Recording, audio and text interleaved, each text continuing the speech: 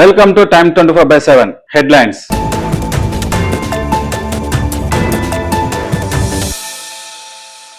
మెదక్లో దారుణం. DNA test కోసం భర్త పట్టు, గర్భిణి ఆత్మహత్య. డిఎన్ఏ పరీక్షల వేధింపులో గర్భిణి ఆత్మహత్య. కడుపులోని బిడ్డపై భర్త తీవ్ర అనుమానాలు. అత్తమామల వేధింపులపై బాధితురాలి తండ్రి ఫిర్యాదు. నిందితుడిని అరెస్టు చేసిన పోలీసులు.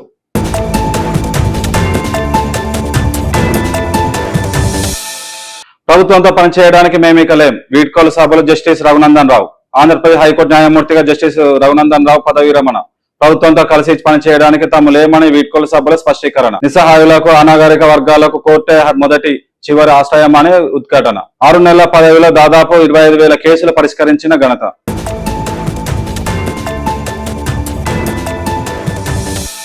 గ్రీస్ లో భారత యూపీఐ సేవలు. వాణిజ్య బంధం బలోపేతమే లక్ష్యం. గ్రీస్ లో అధికారికంగా ప్రారంభమైన యూపీఐ సేవలు. కేంద్ర మంత్రి పీయూష్ గోయల్ సమక్షంలో ఏథెన్స్ లో ప్రత్యక్ష ప్రదర్శన. తక్కువ ఖర్చుతో తక్షణమే నగదు బదిలీ చేసుకునే వెసులుబాటు. భారత్ పెట్టుబడులు పెట్టాలని గ్రీక్ వ్యాపార వాణిజ్య వర్గాలకు ఆహ్వానించిన గోయల్.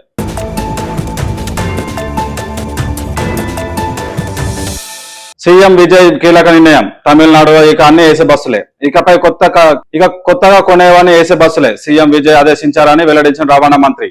మారుమూల ప్రాంతాలకు బస్సు సౌకర్యం లక్ష్యం. ప్రయాణికుల సౌకర్యాలపై ప్రత్యేక దృష్టి. ఇటీవల 300 కొత్త బస్సుల ప్రారంభం.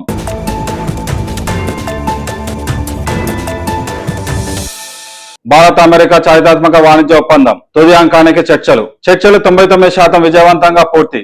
చివరి 1% పైనే ప్రస్తుతం కసరత్తు. ఇరు దేశాల దౌత్యం కీలక ముందడుగు. పీటీఏజీ ప్రతినిధి సెర్గియో గోర్ వెల్లడి.